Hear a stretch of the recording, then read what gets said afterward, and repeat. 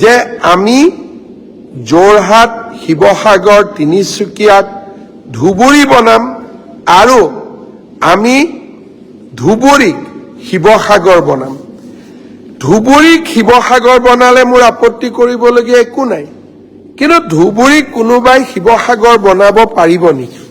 কাৰণ ধুবুৰীত ইতিমধ্যে 80% জনতা বা 80% জনগণ বাংলাদেশ মূলৰ বা বাংলাদেশৰ পৰা বিভিন্ন সময়ত অহা লোকেৰে পৰিপূৰ্ণ হৈ উঠিছে।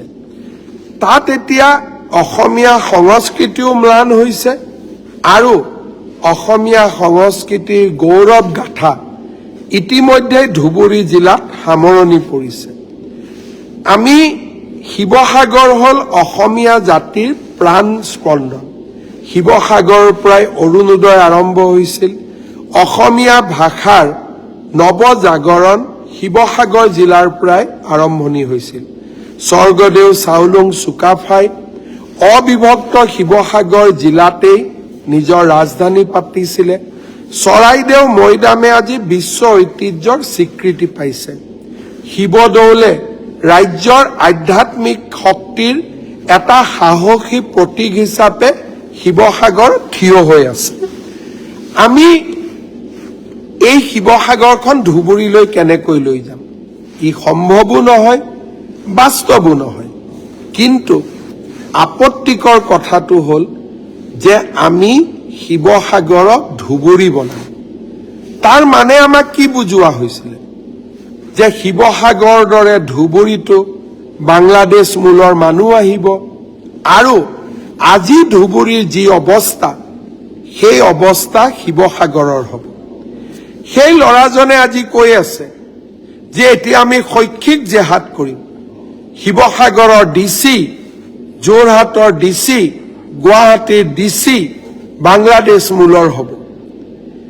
এনেধৰণৰ ব্যক্তিয়ে যেতিয়া কংগ্ৰেছত যোগদান কৰে আৰু এনেকুৱা ধৰণৰ কথা কয়, যোৰহাটৰ সাংসদ গৌৰৱ গগৈ সেইদিনাখন তেওঁৰ লগত একেলগে বহি আছে।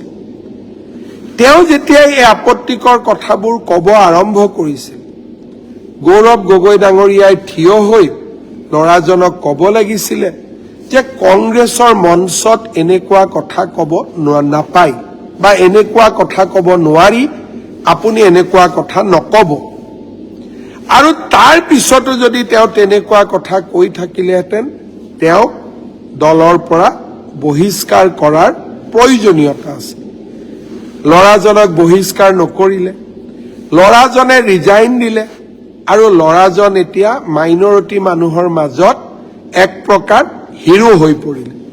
অৰ্থাৎ গৌৰৱ গগৈয়ে এই ল'ৰাজনক নায়ক হ'বলৈ, হিৰো হ'বলৈ সুযোগ দিলে। কিহৰ বিনিময়ত?